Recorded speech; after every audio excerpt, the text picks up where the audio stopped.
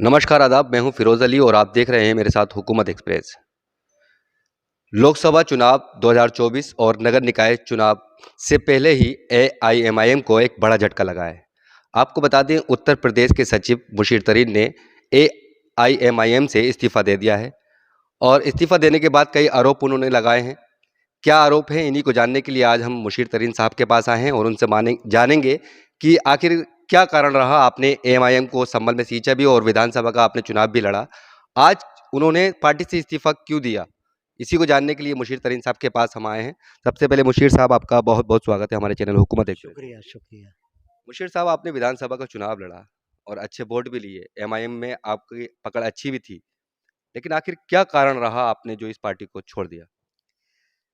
देखिए, इस्तीफ़ा देने का कारण ये है कि सचिव बनाया गया, लेकिन पार्टी के अंदर जब एक ही आदमी की एक ही जो पार्टी के सदर हैं, उन्हीं का फ़ैसला पार्टी के अंदर चलेगा या चलता है, तो मेरी या पूरी कार्यकारिणी की कहाँ ज़रूरत रह गई।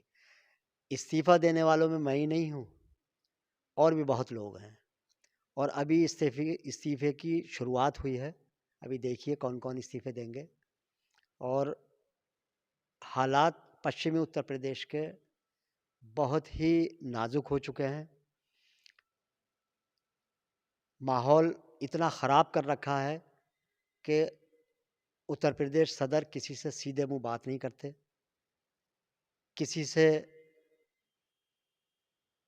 जो सिर्फ़ एक कैंडिडेट को जो पार्टी है हमारी, वो कोई तनख्वाह नहीं दे रही, कोई ख़र्चा नहीं दे रही। तो एक ही चीज़ मिलती है कि इज़्ज़त मिल जाए। अगर फ़ोटो खिंचवाने के लिए भी पास में जाकर खड़ा होता है तो उसको धुतकार दिया जाता है। तो ऐसे हालात में कैसे लोग जुड़ें?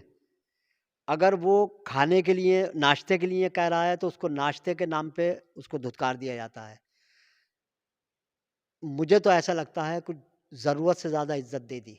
नहीं, आपको जैसे कि एक एक ही आदमी की अगर पार्टी में चल रही है, तो उसके लिए आपको सबको जो इस्तीफा दे रहे हैं आपके साथ भी लोग, आपको इकट्ठा होना चाहिए था, राष्ट्रीय अध्यक्ष से शिकायत करनी चाहिए थी। नहीं देखिए, शिकायत तो सब कुछ कर ली, बहुत सारी शिकायतें की, लेकिन शिकायतों का कोई भी हमारी असर नहीं है। होता यह है कि एक छोटी-सी मिसाल है कि कोई भी अगर आप अधिकारी को देखें, ऊपर का अधिकारी अगर आपके हाथ में है और उनसे आपने ये सोच लिया कि हमारा काम हो जाएगा और नीचे के अधिकारी जो हैं वो आपके फ़ेवर में ना हों, तो आपका काम किसी सूरत में हो नहीं पाएगा। यूँ कि सारी रिपोर्टिंग जो है वो तो नीचे का अधिकारी करेगा। तो वो रिपोर्टिंग करना और कान भराना और सारे काम करना, वो सारी चीज़ें जो हैं वो नीचे के लोग करते हैं। अब हम लाख कोई सबूत दे दें, हालाँकि मेरी तो ये आदत है कि मैं कभी किसी के ऊपर कोई कटाक्ष नहीं करता।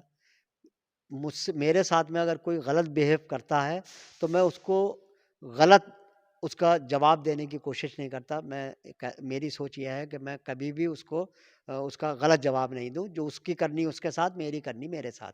मेरी ये सोच रहती है। लेकिन इसके बावजूद अभी पिछली बार जो इलेक्शन हुआ था, मुझे 22,000 वोट मिले, तो ये एक इत्तेफ़ाक है। मैं तो इसमें बहुत खुश हूँ कि मुझे संभल की जनता ने इतना नवाज़ा और मुझे इतने अच्छे तरीके से इतने वोट मिले। उस पोज़ीशन में मिले, जिस पोज़ीशन में बीजेपी का एक हौवा बैठाया हुआ था और मोदी जी, योगी जी का डर इतना ज़बरदस्त दिमागों में बैठाया हुआ था कि लोग पागल हो गए और उन्होंने ये सोचा कि सब कुछ छोड़ दो और समाजवादी को सपोर्ट कर अच्छा, दिया। मुशीर मुशीर साहब, आपको ये जो 22,000 विधानसभा में वोट मिले थे, ये पार्टी का वोट था या फिर आपका वोट बैंक था? ये तो आप देख लीजिए, अगर पार्टी का वोट होता तो फिर पूरे उत्तर प्रदेश में जो 1500, 2000, 1000, 700, 800 ये वोट मिले हैं, तो फिर यहाँ भी ऐसे ही मिलते। पिछले विधानसभा चुनाव में जियाउर रहमान संभल से लड़े थे, तो 64-62,000 वोट मिले वो थे। उनका अपना था। बर्क़ साहब की अपनी एक इमेज है, संभल में उनकी पोज़ीशन है। बर्क़ साहब का अगर कोई मुकाबला करे या ये सोचे कि साहब हम उनके बराबर हो जाएँ, बिल्कुल गलत होगा। बर्क़ साहब का अपना वोट बैंक था वो, और उस वोट बैंक का उन्होंने फ़ायदा उठाया, वो उन्हें मिला। तो पार्टी को का अगर वोट बैंक होता तो फिर दूसरी जगहों पे भी तो पार्टी को मिलना चाहिए था, दूसरी जगह क्यों नहीं मिला? आप ये मानते हैं कि संभल में वजूद नहीं है एमआईएम का? नहीं, नहीं, संभल का वजूद तो बनता, लेकिन उस वजूद को जो कार्यकारिणी थी, उसने ख़त्म कर दिया, उस वजूद को मिटा दिया। फिर जितने पदाधिकारी थे, चाहे ज़िले लेवल के हों, चाहे उत्तर प्रदेश लेवल के हों, सब ने मुखालफत की। और मैं वही तो कह रहा हूँ कि मैं अपने आप को खुशनसीब समझता हूँ कि इतनी मुखालफत मेरी ज़िला लेवल पे भी और उत्तर प्रदेश लेवल पे भी होने के बाद मुझे 22,000 वोट मिल गए। तो ये अपने आप में एक बहुत बड़ी चीज़ है। मैं संभल के लोगों का शुक्रिया अदा करता हूँ। और अभी जो हालात जिस तरीके के चल रहे हैं, उन हालातों से ये अंदाज़ा लगता है कि पश्चिमी उत्तर प्रदेश का जो कुछ वक़ार बना हुआ था, वो उत्तर प्रदेश के सदर साहब ने उसको ख़त्म कर दिया। उसको ज़मीन में ज़मीन के लेवल में ला के रख दिया।